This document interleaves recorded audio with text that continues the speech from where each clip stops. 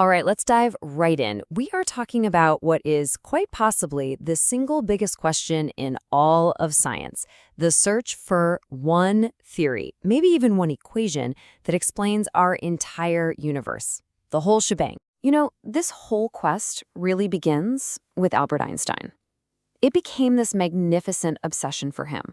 For the last 30 years of his life, he was on this hunt for an idea so powerful it could unite all the forces of nature into one single elegant thought. So he had this incredible dream of a theory of everything, but he never found it.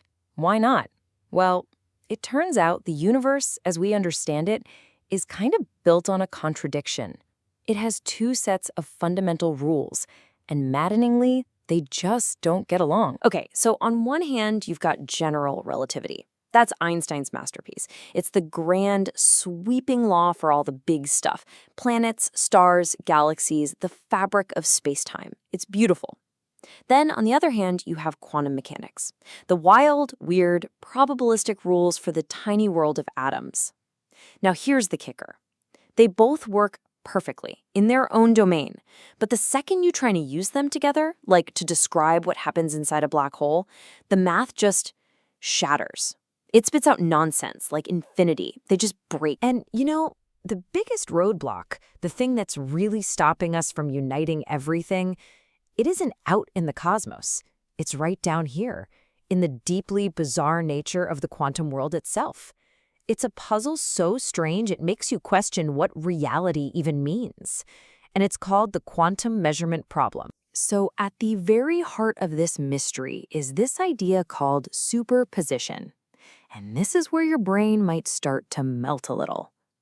The math of quantum mechanics tells us that before you look at it, an electron isn't in just one place. It is literally in a fuzzy cloud of all possible places at the exact same time. Right, so if that's what the math says, if a particle is truly in many places at once, then why is it that every single time we actually go to measure it, our detectors always find it in one and only one definite spot? What happens to all those other possibilities? Where do they vanish to? And this is where the contradiction becomes impossible to just sweep under the rug. I mean, think about it. Our measuring devices, they're made of atoms, so they have to obey quantum rules too. The main equation of quantum mechanics, the Schrödinger equation, actually predicts that the pointer on our machine should also go into a fuzzy superposition, pointing to all the different answers at once. But we never, ever see that happen. We always get one solid, definite answer. That is the measurement problem. So how do we get out of this mess? Well, physicists have basically come up with three wildly different escape hatches. The first one, maybe the equations are just wrong. Maybe there's some new law of nature we haven't discovered yet that forces reality to collapse for big objects. Second, maybe the theory isn't wrong, just incomplete. Maybe there's a hidden variable that's secretly telling the particle where to be. Or third, and this is the really wild one, maybe the theory is 100% right, and every single possibility happens by literally splitting the universe into countless parallel branches. You see the problem, right? You can't possibly build a final theory of everything on a foundation that's basically quicksand. So this deep uncertainty has kicked off this huge battle of ideas, with a whole bunch of theories competing to be the one true explanation of reality. The most famous of all the contenders is, of course, string theory. And you have to admit, it's an incredibly beautiful idea. It says that deep down, everything, every particle, isn't a point, but a tiny vibrating string of energy. All the laws of physics are just the different notes and harmonies these strings can play. But not everyone is a fan. Critics like physicist Yvette Fuentes look at string theory and see something else entirely. They see its layers of complexity and extra dimensions, and it reminds them of the ancient epicycles, you know, those complicated circles on circles astronomers made up to explain the planets. They argue it's a clever mathematical patch, for sure, but is it actually real? And believe me, string theory isn't the only game in town, not by a long shot. You've got loop quantum gravity, which suggests space-time itself is made of tiny, unbreakable loops. It's a fantastic idea, but it has a really hard time incorporating matter. Then you have other, more fringe ideas like scalar motion, trying to rebuild physics from scratch.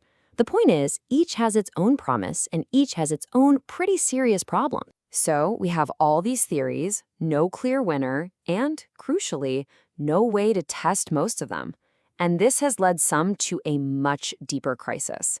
People are starting to ask, wait a minute, is it just the theories that are the problem, or is the whole way we've been doing physics for decades the real issue? And this brings us to a fiery, central debate that's happening right now in physics. It's about a core belief. Is the mathematical beauty of an equation a reliable guide to the truth? Or has that belief become a dangerous bias that's leading everyone astray? So you've got two very strong opposing camps. On one side, people like Eric Weinstein say, look, for the true geniuses like Einstein, beauty was an incredibly powerful, almost necessary tool. But on the other side, you have physicists like Sabine Hassenfelder who fire back and say, who cares what you think is pretty? That's not science, that's a subjective preference, and it has led an entire generation of physicists down a rabbit hole of beautiful but completely untestable ideas. And you can really feel the frustration behind this debate. Because the hard reality is for the last 50 years or so, fundamental physics seems to have hit a wall. After the massive success of the Standard Model, which describes pretty much every particle and force we know of, the big, bold, testable predictions have just dried up. And it feels like all the beautiful math in the world hasn't been able to get us unstuck. But, okay, after all of that, a real sense of hope is starting to emerge. And it's coming from a completely new direction. It's not coming from another abstract theory, it's coming from the lab. From revolutionary new tools and experiments that could finally give physicists what they desperately need: real, actual data. So, for example, take this brilliant radical idea from Sir Roger Penrose. He asks, what if gravity itself is the solution to the measurement problem?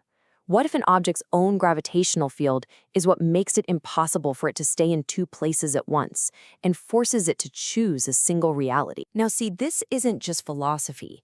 This is a testable hypothesis. And scientists have even calculated what it would take. They think they'd need to put an object with about 1 billion atoms into a superposition. 1 billion! That's a monumental challenge, but it might actually be achievable. And here's the best part. Scientists are actively working on how to do it. Physicists like Yvette Fuentes are designing these amazing experiments using something called a Bose-Einstein condensate. It's a cloud of super cold atoms that starts to behave like one giant quantum object. The plan is to nudge this entire cloud into two places at once, and then just watch.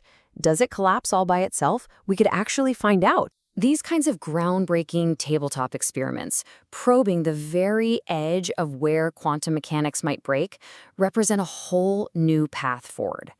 And they're not the only new tool.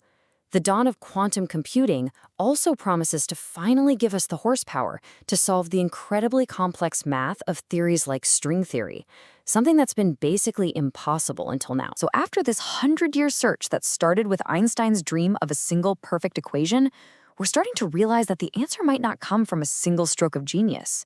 It might come from building a new generation of tools that let us ask the universe directly how it works. And that leaves us with a final, even deeper, and more provocative question from physicist Lee Smolin. Are we discovering fixed, timeless laws of physics that have existed forever? Or are the laws themselves actually evolving, and we're just seeing a snapshot of how they happen to be in our moment of cosmic time?